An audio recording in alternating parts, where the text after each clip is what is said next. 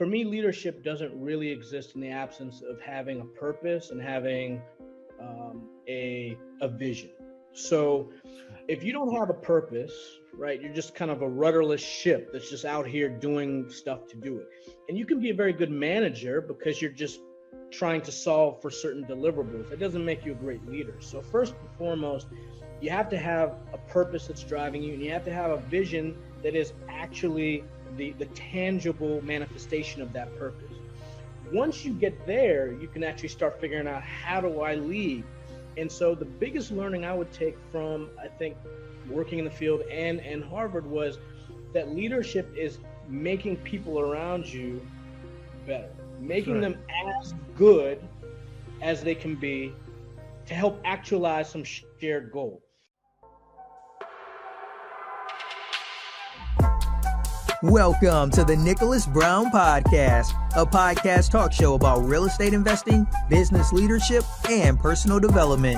Each week, we explore current real-life case studies about how to build financial independence through investing in real estate to build your personal portfolio through passive income models, along with interviews from the top business leaders and personal development leaders.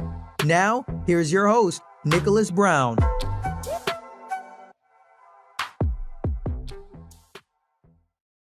All right, welcome to the show, everyone.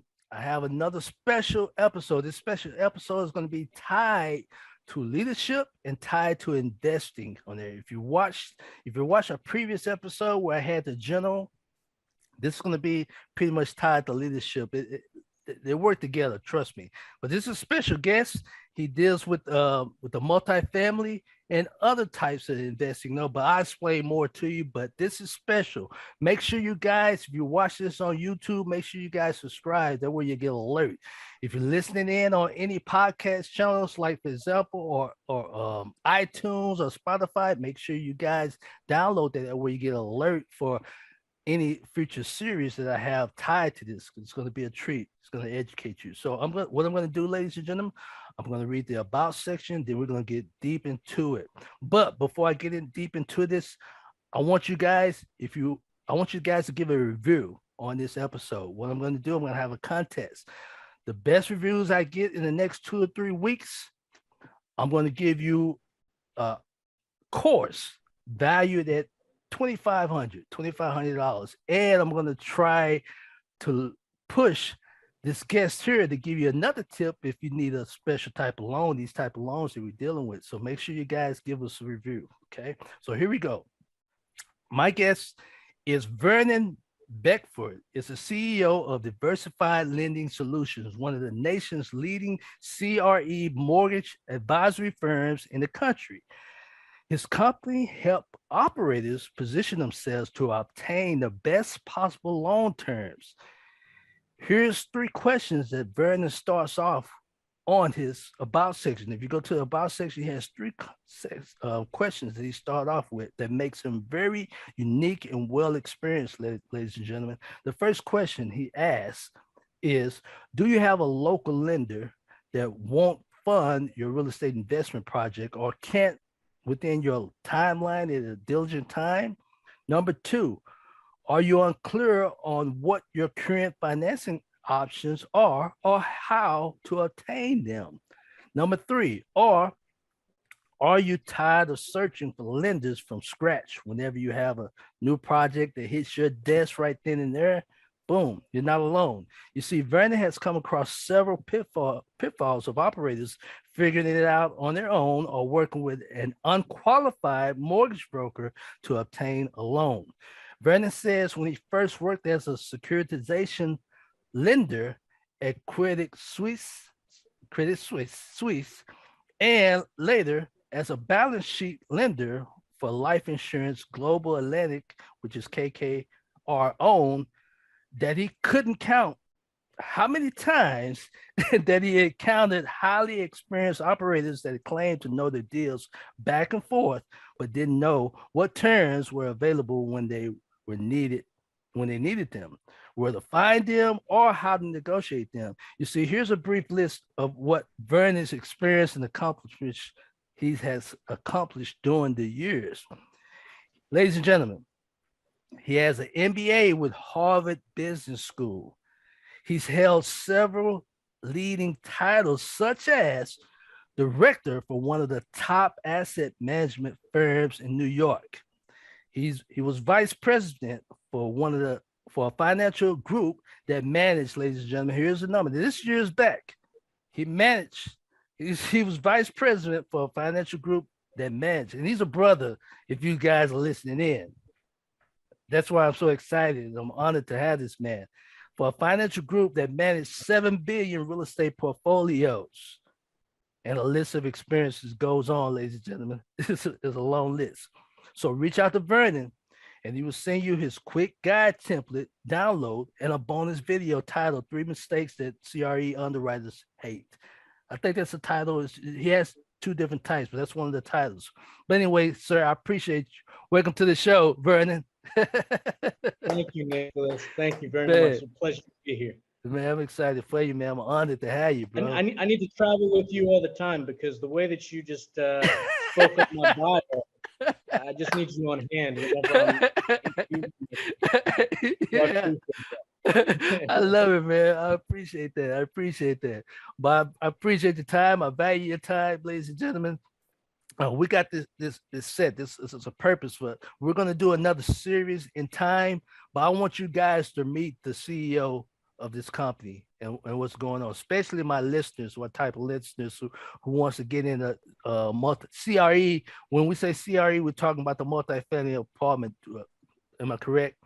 We're talking about multifamily, office, retail. Wow. The whole Okay. gamut of anything that involves the commercial sector. So not just multifamily. So not just multifamily. That's why I say, ladies and gentlemen, you have a treat. He's experienced in this, and his team that's under him is experienced, and the people that he surrounds himself with. So he can get you done. But I want to get straight to the basics, because that's the purpose. I ask you guys, I advise you guys to download this, and I advise you, if you're watching this on YouTube, to subscribe so you get alerts for this. Because in time, we're gonna have a little educational, or we may have other guests that's tied on to Mr. Vernon, that, man, you're going to get a treat. We're going to make you meet your goals. So what we do here, Vernon, what do you go by, sir? What's comfortable for you? Vernon is fine. That's fine. Okay, great. Okay. I'm going to say Mr. Vernon. I'm just talking to you. Vernon, what we do is we focus here on this podcast. We focus on 3 things, and we're tied on to it. So I'm kind of going to mix it up. We focus on motivation, teaching, and perspective. So first, before we begin, what motivated you to become the title? What got you into the CRE field? What motivated you? So I went into Wall Street fairly early in my career. I was a college intern at Credit Suisse, and I was on a rotation of different departments. I was in sales and trading and in investment banking and real estate. And those were all great fields, but there was nothing that got me as excited as working on the real estate desk. At that time, it was the securitization group. And it blew my mind that I, at that age, could be involved in very large transactions that you'd read about in the newspaper and figure out all of the ways these deals were getting done. It really felt like Monopoly in real life. Right.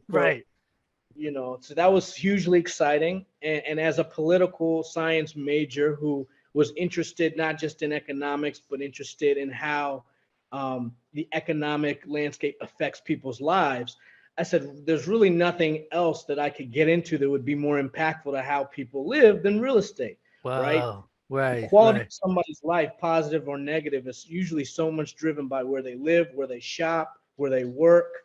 And so being in the middle of that was very exciting for me. Wow. How many years back has that been? I'm scared to date myself, but that was about 15 years ago, and been in the industry ever since. 14 years ago? Just about 15 years. Oh, 15 years ago it broke up. But man, that's strong. That's a blessing. Ladies and gentlemen, you hear that? That's a treat. You got knowledge here. Man. So 15 years ago, you come across. So you also want to major in the political field? at time? Well, listen, I did. I majored You in did? political science, and as a New Yorker, born and raised, Okay. at Columbia University. Poli sci was kind of one of the big areas of focus there. So I did that. I loved it, but I always knew I was going to be in business, and I always knew that ultimately that should inform my decision making and where I wanted to focus my efforts. But business was always as interesting to me as anything else. Wow, wow. So that's what leads to our series about leadership. Have you ever had people under you in your groups? Any? Absolutely. Okay. I've been the grunt, the analyst that Okay. had to sit in a room and until 3 a.m. And this was before all this digitization where we literally had to look at physical files and ship them and get 2 or 3 hours of sleep. So I've done Yeah. that. And I've Wow. also been in a position where I had, folks under me, managing a team and having to figure out how to organize the deal as opposed to doing, the as they say, the grunt work. Right. So I've been both seats.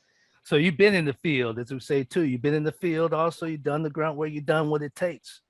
You have done. Absolutely. And Okay. and that wasn't just modeling on an Excel spreadsheet. That was literally checking boxes. So I started from from spending hours in the mailroom and trying to curry favor with the copiers by giving them and all that, those soft negotiation skills. Right. Right. Let me ask you this, just on a note. What's a good formula for leadership for you? What is leadership to you? What's your understanding of leadership? What gets your crew under you, your team moving that works for you? I think it's such an interesting question, and it's one that I think has evolved for me over the years. I'll Mm-hmm. say going to Harvard Business School helped shape that view in the sense that for me, leadership doesn't really exist in the absence of having a purpose and having a vision. So if you don't have a purpose, right, you're just kind of a rudderless ship that's just out here doing stuff to do it. And you can be a very good manager because you're just trying to solve for certain deliverables. That doesn't make you a great leader. So first and foremost, you have to have a purpose that's driving you, and you have to have a vision that is actually the tangible manifestation of that purpose. Once you get there, you can actually start figuring out, how do I lead? And so the biggest learning I would take from, I think, working in the field and Harvard was that leadership is making people around you better, That's making right. them as good as they can be to help actualize some shared goal. It's very commonly kind of presented as you sitting in front of a group of people, pointing, directing, telling them, and getting the satisfaction of having people follow orders. That's not leadership, right? Mm-hmm. If the goal, for instance, is for us to expand access to capital so that people can build wealth and buy real estate, Right. well, how do we take talented people to work around us? How do we, engage with talented clients? And how do we work together towards optimizing our skill set to getting there? And being able to orchestrate that kind of like a conductor That's is right. where the leadership comes in. And so it's a very active process, and it's a very iterative process as you observe who you're dealing with and you're figuring out, hey, okay, we're going to have to make adjustments. You don't know how many That's times right. That's when right. we sit and work with a client, we realize as we work at them where their strengths lie. And that's how we're so effective at positioning them and convincing a lender, for instance, why they should want to fund that project. And so that's where I see leadership really kind of coming into play. How can you make those around you better? This episode is brought to you by Nicholas Brown, REI.club. Hello and thanks for watching this brief video. My name is Nicholas Brown. I'm an author and a residential developer here in the Dallas-Fort Worth area, and we're on target this quarter of redeveloping 5 properties here in the Dallas-Fort Worth area. And our passive investors, they're just sitting back and relaxing it because they're enjoying receiving the double-digit returns, which is protected, secured, and insured. So if you're a passive investor, or if you have 401k or retirement income or decent credit scores in the 700 and above, then download our chart for more information at nicholasbrownrei.club/partner, and I'll send you our DFW double-digit returns case study chart. Once again, for more information, go to nicholasbrownrei.club/partner. Okay. I want, ladies and gentlemen, I'm going to get more detail. He's going to give you an example of a recent case study that he just closed on in time. So if you read that about to section, we're going to have proof, because I want you to talk about the deal that you're in a short amount of time, a few days, you're going to visit your client in Houston, correct? Absolutely. In time. Absolutely. So we're going to get deep into that also. Ladies and gentlemen, this is deep. I love these types of podcasts, these interviews, bro. I appreciate that. So, and you were deep on leadership. I could go another series on that also. So my next question too is, you said CRE. So your company, tell them about your company. Tell them about your company. Sure. So Diversified Lending Solutions is a mortgage advisory firm, and we help arrange capital for real estate investors, specifically those that are looking to scale their operations, who are not yet at the place that you could say they're a household name. They're not yet institutional in the sense that they have relationships with lenders and investors that put them in that billion-dollar space, but they're looking to get there, and they're looking for support in figuring out how to finance their transactions to grow. Okay. So these are talented, highly capable operators. They know the business. They understand the business, but they're still in the first, second, third inning of their company's career, and they're looking to help someone help grow them through the next several iterations. Okay, so that's the purpose of this episode, ladies and gentlemen, this series. What we want to focus on is Mr. Vernon strategize on this, let's just say this quarter, these next 60 to 90 days, where we want to focus on a niche type of education or webinars or series that Mr. Vernon, he's explaining what CRE is, but it's more broad, but we're going to be a little bit more niche we want to focus on. So who is your ideal, what they call it? We're going to say customer. Yeah. Customer, or who's your ideal customer? Our ideal client is, and you already alluded to a deal that I'm happy to kind of talk a little bit about. But our ideal client is an operator, and let's stick with multifamily for now. Multifamily.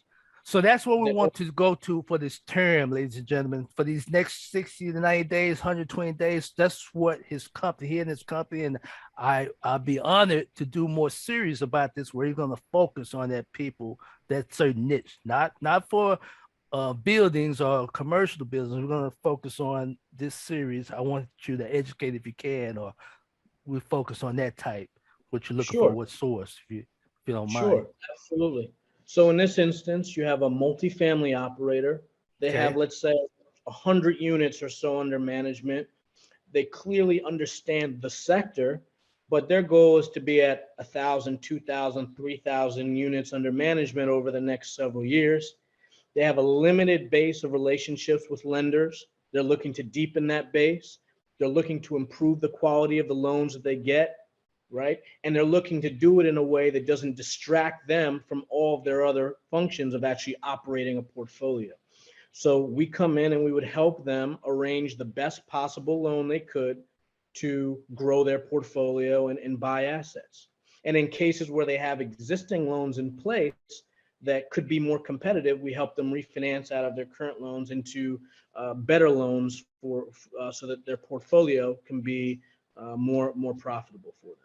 Okay, and this is what I teach my investors for residential, which at that time you're my source, Vernon. You're gonna walk me through, but my point is, I need a team, an advisor team, of my source who's experienced. So you would be my source, my experience, where I don't have to go to another lender. I can come to you because you deal with more. You're sort of like as we say, a residential mortgage broker. Are you similar to that, where you can deal with more than one source? I can just come to you. I don't have to go to bank A or bank C or whatever to try to get this 50 to 100 unit taken care of. I can come to you. You're my authority figure, right? That's a great question. And the short answer is yes, although we don't call ourselves brokers. Okay. No disrespect to brokers, but I'll tell you why. Educate us. That's the purpose of this. We need educating on this. Okay. So typically a mortgage broker is someone who's going to essentially cross you with a lender, right? They're going to find a lender, they're going to take your deal, and they're going to put them together. And usually that is simply them going out to a lot of different lenders and just pumping those lenders with whatever information you gave them about your deal. And they're just going to try to place the two of them together. We would refer to ourselves as an advisor, because we're not simply taking your information and then blasting it out to 100 lenders and seeing what comes back. Okay. We're working with you to help position your project, the narrative around that project, to position your narrative as an operator in the most favorable light, figure out the most appropriate people to go out to, and then actively negotiate with those people in order to get you the best terms. And getting you the best terms is not necessarily just getting you the lowest interest rate and getting you the largest loan amount. It's working through all the nuance of the deal structure on so many different items that go into a loan that most brokers just never think about, not because they're bad, but because they know that most borrowers just care about their interest rate. And so we find in a lot of instances, borrowers end up signing up loans that were not in their best interest because the broker was simply just placing them to whoever could provide them with whatever they asked for. And when they ask for a low interest rate. So an advisor is someone who takes a step back. They understand what the client is really trying to accomplish in this deal thematically as they grow their company, and says, okay, we have to be thoughtful in how we present this and who we go out to and how we structure this deal so that you can build a company that's going to be lasting and be scalable and be sustainable, and so that you have full awareness into that process. And so does a mortgage advisor do a lot of the same activities as a broker? Yes, but I would say they do that plus a whole set of other ones. And so that's why we make that distinction. Okay. Well said. Well explained. Well explained. That's what we need here. That's the purpose of this. So you're an advisor. That's the field. Okay. So that breaks down the next question, where I definitely want to stress this. This is one of the main questions. Some questions it's asked is, where most borrowers go wrong seeking debt funding? I kind of lead to what you said now. Yeah. So where most borrowers go wrong when they're seeking debt funding? Where do they go wrong when they're getting out there? So don't go to a mortgage broker. But I'm thinking, this is a side note, this is deep. I got to ask this question because I'm new to the field, and you're going to be my eyes when I do come across these types of 50 to 100 units on there, and you got the GP, LP, and all that, whatever I need the loan on it, you're going to be my eyes on that. What is the correct? Like I said, you don't go to a mortgage. The title CREs. That's why I'm getting confused. That some people may be confused on it. You got people that deal with multifamilies. That's their niche. But yes, what you're telling me is that's not their only niche. They just have a title. They're not unique, or that's not their main source of expertise. Is you? No. What I'm saying is a couple of things. One, multifamily is just a subset of commercial real estate. CRE is commercial real estate. Multifamily is a component of commercial real estate. Right. So if someone's a multifamily operator, they are by definition a commercial real estate operator. Okay. So that's just the distinction in terms of CRE versus multifamily. In terms of mortgage brokerage, I'm not saying that folks shouldn't use mortgage brokers. I'm saying that they should gauge their expectations as to what they'll get when they hire one. What you So explained don't prior. Okay. get an advisor if you hire a broker. Okay. Expecting you get a broker, you're going to get someone that's going to blast your deal out to a lot of Right. people, maybe Okay. save you some time, but they're not going to be someone who's actually going to actively help you get the most comprehensive terms by being proactive, right? And putting your deal in the best possible light and framing you in the right light and creating a nuanced enough story and going to the right lenders with that story that they're actually going to get you what you want, right? So it's very much like you saying at the end of the day, you get what you pay for, and you have to know what you're signing up for, right? Right. If you're the type of person who knows, for instance, and this is something that I think is an important point. Okay. So many of us, and I've fallen into this habit, right? When you're so close to your deals for such a long time, in many instances you don't realize um, how the market will receive those deals, right? You go out and find a deal and it's the best deal and you're going to make a lot of money. And then you go out to investors and you go out to lenders and you're expecting them to fall over themselves and love it too because you love it. Mm-hmm. And then guess what? You go out and you hire a broker or you do it yourself and you go out to 20 guys and 20 gals and you get no responses from 50% of them, right? You say, oh, that's odd.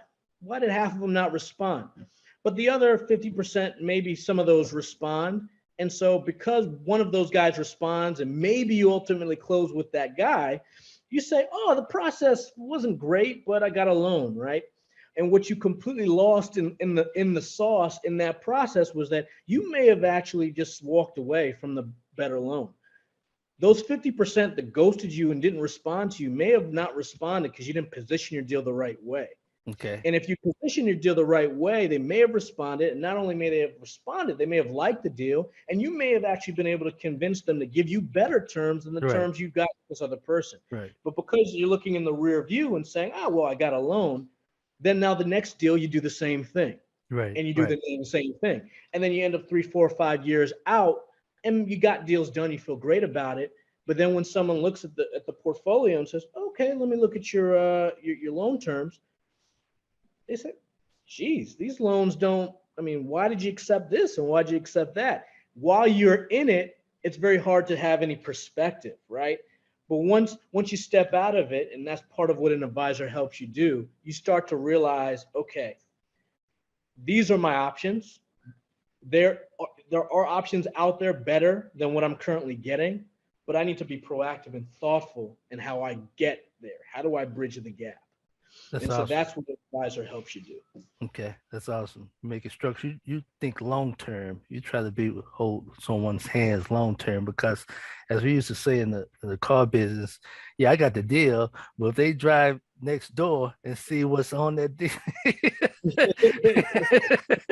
when they see how this deal was structured, they're gonna feel bad. I don't want to be that person. You know, No. you want to treat them right, give them a We fair deal, only want to long build term. long-term. Long term, exactly. Be professional. So long term, that's the question. So that's what leads to your next question. I should ask is what lenders won't tell you, but will prevent you from getting a loan. What a lender won't tell you? Most lenders, not Yeah. And so that's a very good question. And before I answer it directly, this is what I'd say. I ain't gonna say most. I'm just saying some lenders. Some lenders won't. I understand. Lenders are humans too, right? And lenders at the end of the day want to establish clients. So nobody in their right mind, unless they're just that personality, is going to want to completely close the door to you and make you never want to deal with them again. Right? So you bring them a deal and they're more likely than not, if they don't want to do it, just not to respond. Hope you forgot about it and found it somewhere else.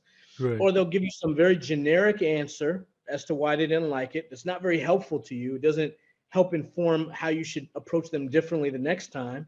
But it's also a riskless statement because you didn't, piss them off when you said that.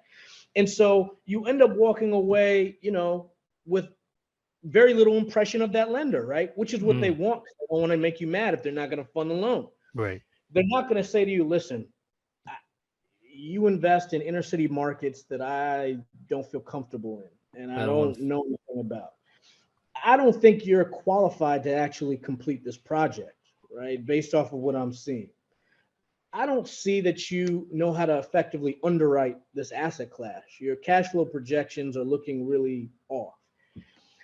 You're asking me for something that doesn't make any sense, and that either means that you don't know what you're doing, or you're wasting my time. These are, and I can go on, Right, but right. these are the laundry list, and we can hit some of the big ones. But these are the laundry list of things that lenders are not telling you, and you're walking around thinking, "Oh, I got some great lender relationships, or I know somebody I can call for the next deal." And Right. meanwhile, that person has this whole list of things that they just remembered from their interaction with you that were not the most positive. So guess what? When you bring them a deal the next time, are they going to drop every other deal that they're looking at to go Right. prioritize your deal? I don't think so. Not going to happen. This episode is brought to you by Nicholas Brown, REI.club. Hello and thanks for watching this brief video. My name is Nicholas Brown. I'm an author and a residential developer here in the Dallas-Fort Worth area, and we're on target this quarter of redeveloping 5 properties here in the Dallas-Fort Worth area.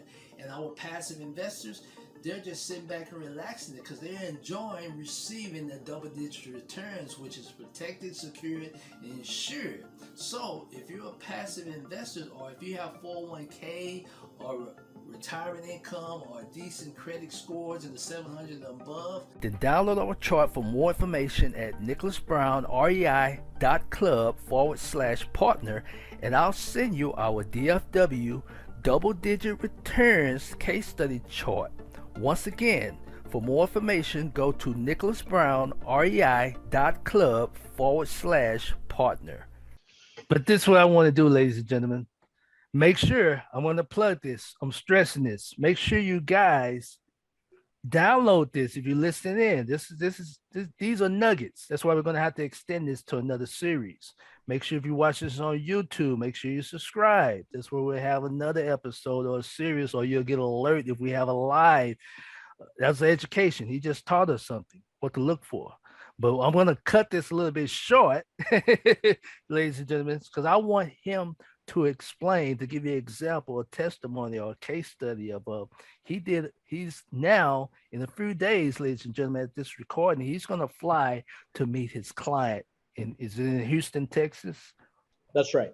Okay. Explain this. It took less time than normal for other deals to close compared to a regular, I'm going to do the pronunciation, CRE broker compared to an advisor.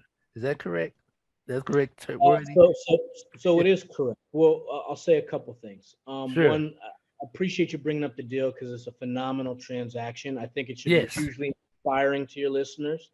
Yes. The short of the story is that we represent a really inspirational operator based out of Texas who had a portfolio of about 500 multifamily units.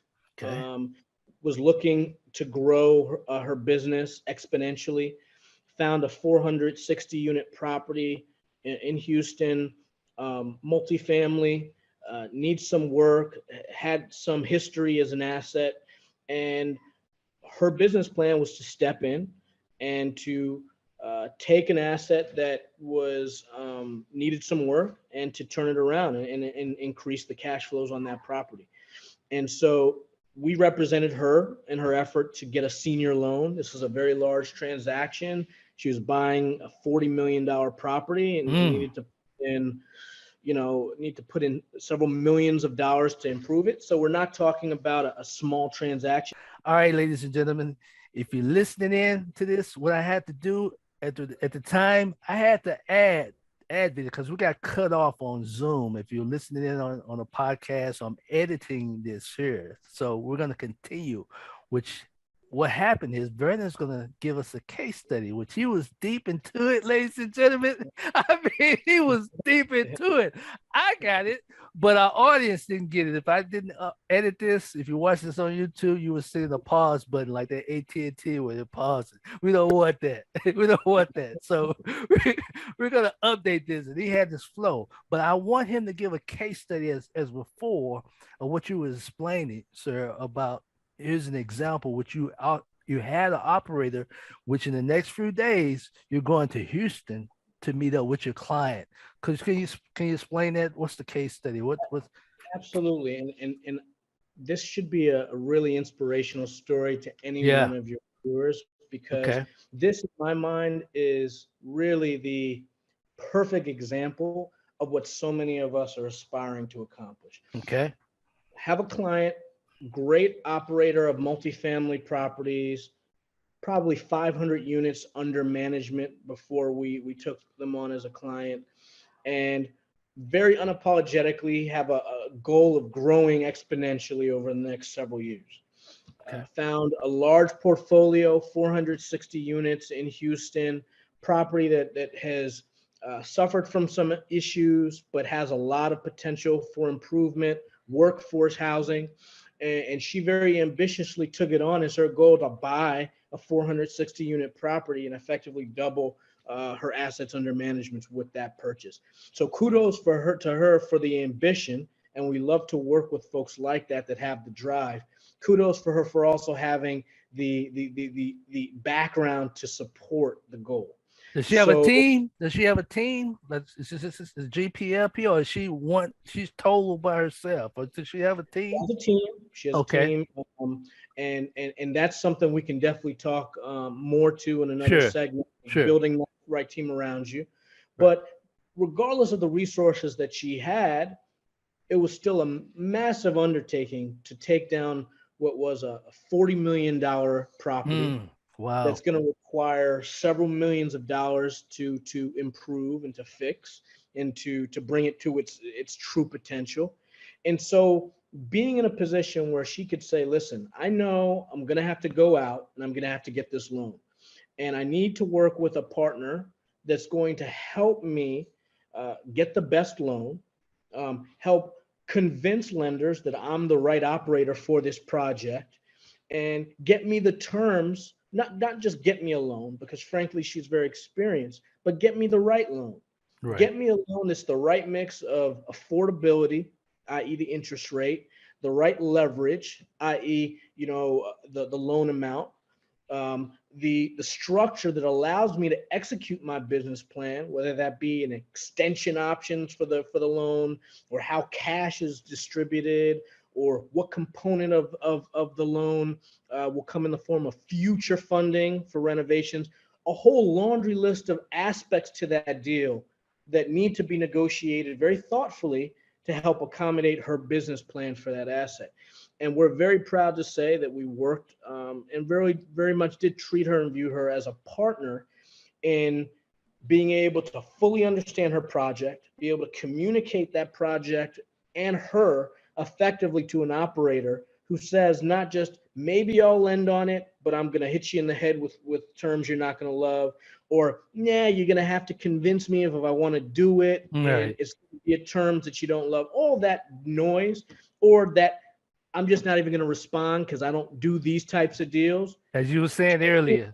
Like that, like we were talking about earlier, taking it away from that to, wow, this It's is a attractive. dynamic company that we should want to hitch ourselves onto right now, because she's going to be taking over Texas. And this is the loan for us to be able to partner with her. That was our goal. And then throughout that process, to use that energy to get her the terms that she deserved for that deal. And that's what we did. And we closed on that deal. And she's very happy about that. And now she has 500, but 1,000 units under management. And Congratulations. Wow.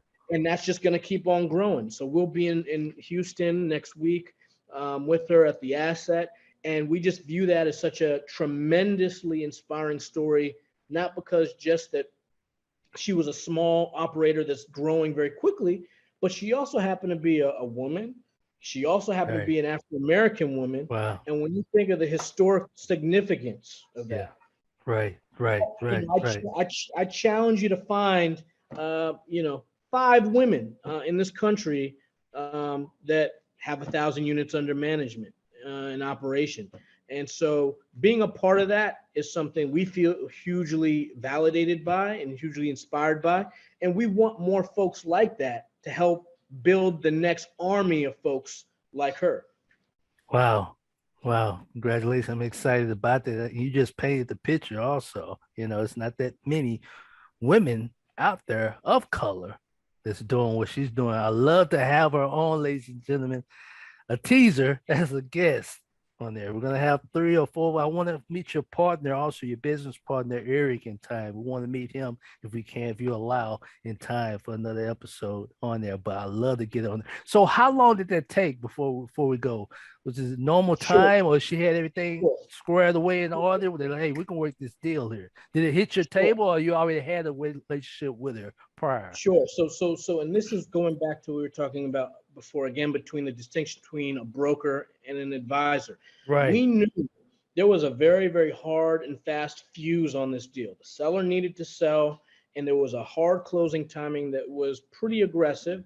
And we knew that we had to get people comfortable with this asset, and then on top of that, get them comfortable with closing relatively quickly. Typically, on a deal of this size, you should expect a 60-day type closing period. Okay. And typically on a deal this size, you would expect a marketing period of at least 2 weeks, but maybe a month leading up to a lender committing to fund the deal.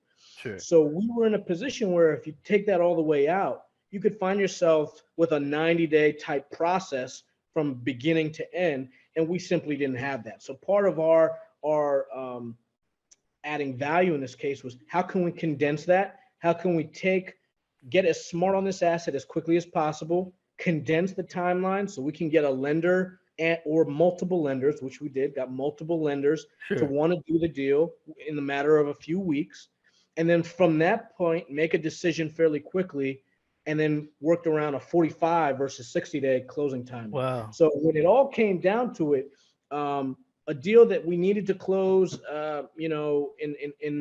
in early December or mid-December, closed well inside of that. I think when we went into the deal, no one thought, given the timing, that Wow. that was going to happen, and that she would walk away very happy with the loan she got in that time frame.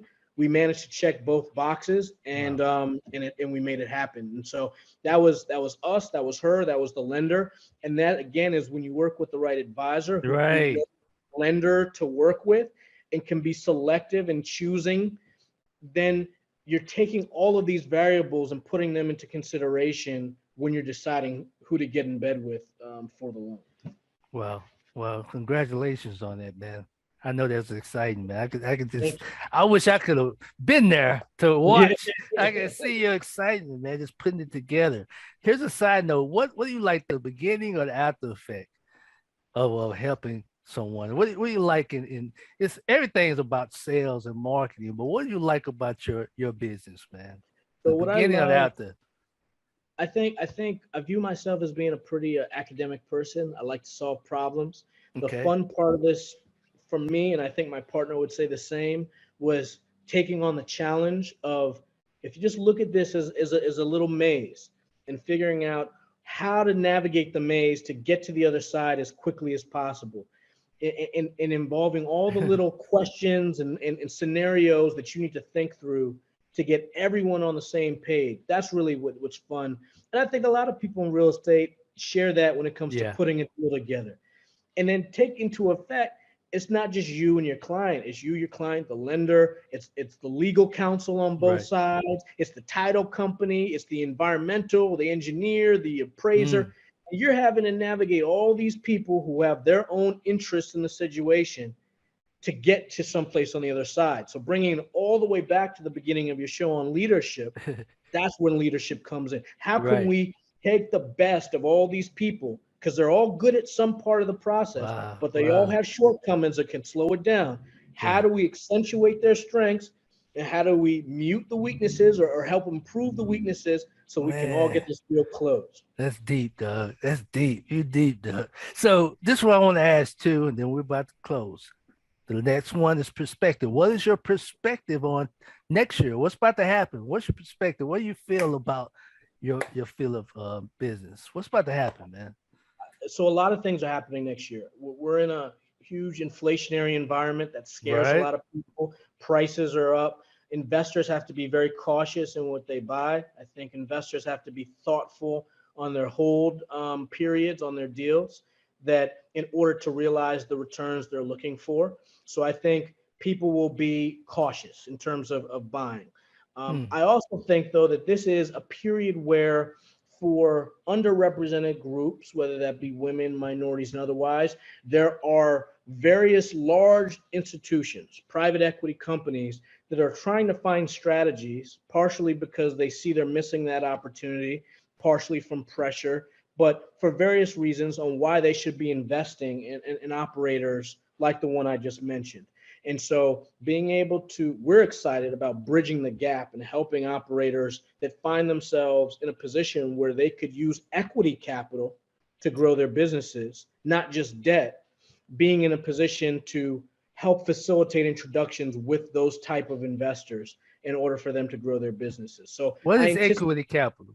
On the side So note, in what this, is equity capital? Man, I know we've pushed for time, but what yeah, is equity no, capital? The short absolutely. version, man. So Dang. think about it in the residential world as just the down payment to buy your property. In this case, Ah, you okay. have a $40 million property and you need $8 million. There are not many, I'm not going to say there are none, but there are not many folks that can just snap their finger and come up with $8 million. And so that means you have to raise it. And you're either raising it between friends and family, which means you have a very, very high net worth base of personal relationships, or you're going out to family offices and private equity funds. And that process, frankly, is not one where most small business owners excel. And so, and especially operators from underrepresented groups. So when you think of that, you think about the opportunity to put a battery or a turbocharge in some really talented operators back by providing some portion of that 8 million, a meaningful amount, so that they can go out and actually buy a property and get a loan on that property. And that to me is hugely transformative. And that's where economic development really starts to have a really deep impact. Man, we got a whole other series to go. But I love these types of you deep, bro. You I deep. could keep going for a long time. That's So what I'm saying, ladies and gentlemen. You got a treat here. You got a treat here, ladies and gentlemen. I promise you, you got a treat. So make sure you guys subscribe. Make sure you download this if you're watching the podcast. It's gonna be. Stay tuned for this year. These next quarter coming. I want to get this, man. This is exciting, man. I'm glad you're excited as I I'm am. excited, man. I love these things. You've been in the trenches, you know it. I always have a saying, ladies and gentlemen, one eye is king to the blind.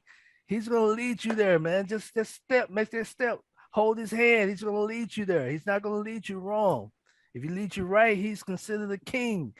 That's why I say one eye is king to the blind, man. We're blind. I'm blind, brother. I'm listening to you. I'm gonna hold your head. Got me there. Got me there, though. I got And other so people around me. I got listeners here, and you got here people watching, man. Let's do this, bro. and that's why 2022 can be a really exciting year. There's a lot of talent, there's a lot of expertise, there's a lot of intelligence, and there's a lot of will right now to help folks really elevate their operations. And so I want to be part of that, and I want to help folks elevate, Man, and we have the resources to do it. So the sources. I appreciate that. So here's the last word. How can they get in contact with you? Is it you got anything, last words, any way they can reach out to you or any specials sure. you give them? Sure. Easiest way to reach me is LinkedIn. Just Okay. DM me, Vernon Beckford, Beckford. And if you DM me CRE template, Okay. and I'll blast out some of the three, as you'd mentioned before, the three States easiest that did not. Okay. That that deny their your loan gets loan. denied. Because you just explained some of them right then and there, but you're going to give like a basic template that they can follow. Okay. Exactly. Okay. And That way, so, ladies and gentlemen, if you reach back out to Mr. Vernon and his team, everything is a little bit more smoother and he understands it. So he's going to give you a basic template, am I correct? For free absolutely. at this time. Make sure because Absolutely. it's limited. His time is valuable. I promise you, ladies and gentlemen. Yeah. So, yeah, So, that's the best way to reach me. okay. Well, hey, I definitely appreciate your time. Can we ever have you on in the near future for another series, if possible? Please, I would love to speak to your viewers, and I hope they find this helpful. Okay, thanks, man. Well, that's it, ladies and gentlemen. You had a treat. I hope you enjoy. Make sure I want to get you guys review. Let me know what you think. And the top review, I'm gonna give you a special. I got a special course for you. It's worth at least 2,500. I'm gonna give you that. and we'll go from there. But as I say, as I in my videos and these podcasts, don't condemn, don't complain, because you have a choice to make a change. Have a great day.